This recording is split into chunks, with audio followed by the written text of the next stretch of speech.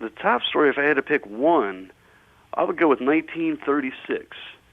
Dick Chicotte won the NWA Heavyweight Championship of the World from Dano O'Mahony, and what was supposed to be this apparently is the earliest screw job on record.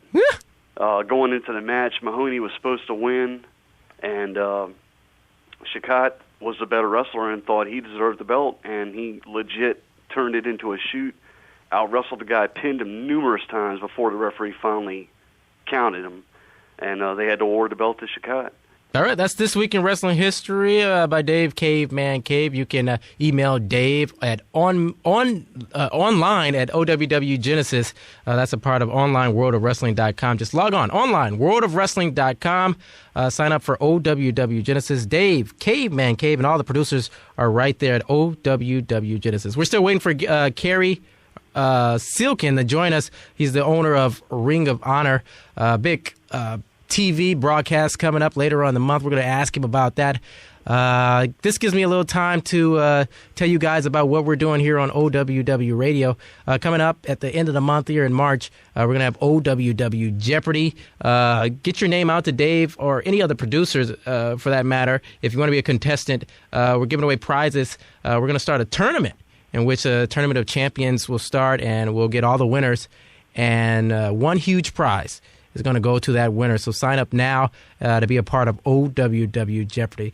All right. Also, you can be a caller on the show. Just log on to radio at Online World of Wrestling, radio, or email us at radio at onlineworldofwrestling.com. Express your interest of being on the show, and you can be heard right here on OWW Radio. We are fan-friendly. We'll hear what you have to say, basically. Just email us at radio at onlineworldofwrestling.com, whether you are a novice, beginner, expert, whatever. Yeah, I'd love to hear from you guys, man. We won't bite your heads off. Just come on the show and let's talk. And there is the doorbell. That means Cary Silkin from Ring of Honor is online. So let's get to Cary right now. Cary, thanks for being a part of OWW Radio. Well, no problem. Thank you for asking me to be on with you guys. A couple of quick questions. We won't keep you for long. I know you're very busy. The first tapings of Ring of Honor on HDNet were held February 28th and March 1st at the Philadelphia Arena. How did they go without, giving us any of the spoilers? Well, you can read all about the spoilers, that's for sure, but they went really well. We were very pleased. We were nervous. You're going into this. We've waited a long time for this opportunity, and, you want everything to go right. Are there going to be enough people there, or is the crowd going to be good? Are the matches going to be good? So on and so forth. And all the questions all these things that were question marks turned out to that, it worked out very well. The both nights of wrestling was excellent. There was, very exciting shows. The two nights were done in 3 segments each. So what you'll be seeing is, week 1, week 2, week 3 was shot Saturday. Weeks 4 through 6 were shot on Sunday. And it went really well. The HD guys are awesome to work with. Mm-hmm. They're great people and tremendous as far as technically. So it was a really, really good experience. Now, if the ratings for the first series of tapings are good, could there be a possible expansion to a year-round weekly show? Well, right now we have a 6-month. A 6-month deal with them. So let's just take it a little bit at a time, because we haven't gotten that far yet. Now, since 1997, there have been 4 matches in the U.S. that Dave Meltzer, of course, he's from the Wrestling Observer newsletter. There's been 4 matches that he's called, 5-star matches. How do you feel about the fact that Ring of Honor is getting so much worldwide attention, exciting wrestling fans everywhere? Were our matches in his top 5? Absolutely. It's exciting. I mean, the quality of the wrestling that Ring of Honor has done over the years, that's our trademark, and that's why we're on HDNet. They wanted a product that did not insult, that was different than the products that are on now, that did not insult the fans. And, that's what we tried to do this weekend. And did we? Hopefully, we'll have a few more 5-star matches in the future as time goes on.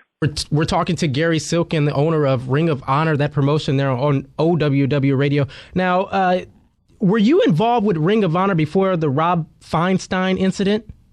No. No, okay. Oh, so we'll bypass that. The former WWE creative team member Dave Lagana's new position with Ring of Honor. He was spotted backstage at a recent Ring of Honor taping. What's his role in the company? He doesn't have any role in the company. Oh, he was just there. He came. He's friends with a few of the guys, and he's very talented. He worked for 6 years creative with WWE, and he just sort of came to lend a hand this weekend, and he did, and that was really neat having him there. As far as anything further, we really didn't discuss it. Okay. What are your thoughts about WWE and TNA's entertainment? That approach to wrestling compared to your own Ring of Honor's realistic approach to professional wrestling. Well, the WWE and TNA, both of them, they have some really good wrestling going on there also. But they're gearing it. WWE, we know, is gearing it for fans for the fan base they have to really buy into their superstars. Mm-hmm. Kids and families, and they're very brilliant in how they market these guys. The wrestling is secondary. But when they do wrestle, and it's the right guys, they have some really good wrestling. TNA, those two, they also, look at the talent they have there. And, we have to be different. We'll have a little entertainment mm-hmm. and some good storylines, but, certainly it's not the place for, our Ring of Honor is not the place for, overabundance of that kind of